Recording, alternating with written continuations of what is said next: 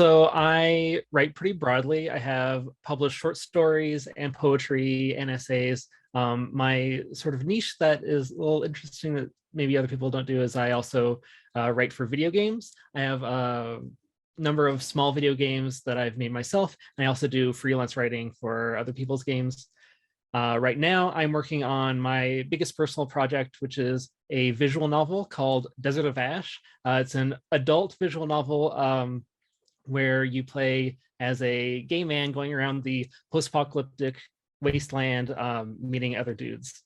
They're gaining more prominence. They definitely have been sort of niche in the past, even among like people who like video games. They're sort of tiered down because most video games have a bit more bombast to them, or like they feel more involved when you're playing, whereas visual novels are basically just reading with the visual element, maybe voice acting, that sort of thing.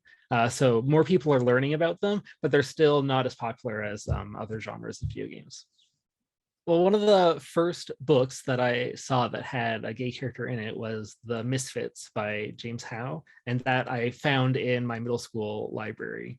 And so having that there and sort of being able to take that out without any sort of, I guess, surveillance or interference, like I felt safe taking that book out and reading that and sort of feeling fulfilled by it and knowing that my story could be out there, I think was helpful for me crafting my own stories and putting that out into the world going forward.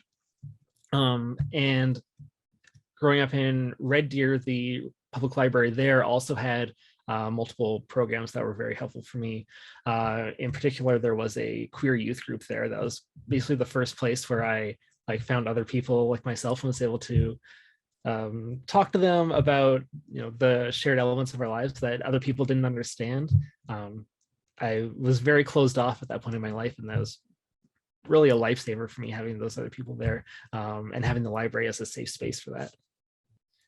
Yeah, I'd say it is almost the opposite for me, where if I hadn't seen myself at all, I don't know if I would have felt as like safe or encouraged writing my own story or things close to me. The fact that it was already there, albeit in limited quantities, we're seeing a lot more queer stories now, was helpful to me, just knowing that is possible. I guess something I'm thinking about a lot lately, because I'm working on an adult project, is sort of the complexities of that. And I put a lot of thought into how I wanted to approach doing that, with my current body of work being not adult content, and I wanted to go with a pen name, something like that.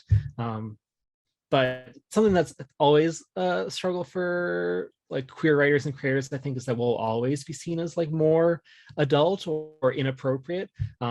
You've probably experienced this as a librarian, people getting up in arms about like drag story times, like just kids being in the presence of drag queens, even though it's the most innocent thing in the world. So seeing that almost feels like a screw you to sort of that sort of puritanism to do my work and like put sex into it and just be open about that. One thing is that I have a writing group that I go to a lot, and we have had to move to doing that online over webcam, which has been has its ups and downs. It has issues sometimes when we're like reading our work to each other, and you don't have that in-person element of sort of performance or voice, especially if people are glitching out and you're missing words. It's harder to appreciate what people are doing that way. But it also has lent itself more to being involved with that online, even just outside of the meetings. Like now that we are doing it online, we also just send each other messages every once in a while, and it's easier to be like, hey, I just wrote this thing, what do you think, and send it off to the chat. So yeah, pros and cons.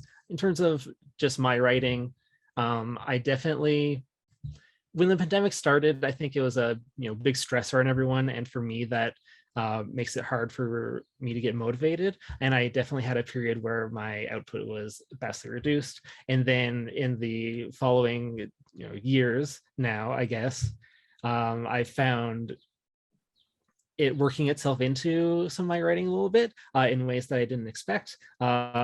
Freelance project I'm working on is sort of a cute like sci-fi game with aliens, but even that I managed to sort of accidentally write stuff I learned about society and the way I sort of want things to change into the game. So it's impossible not to think about it, and therefore impossible not to write about it, I think.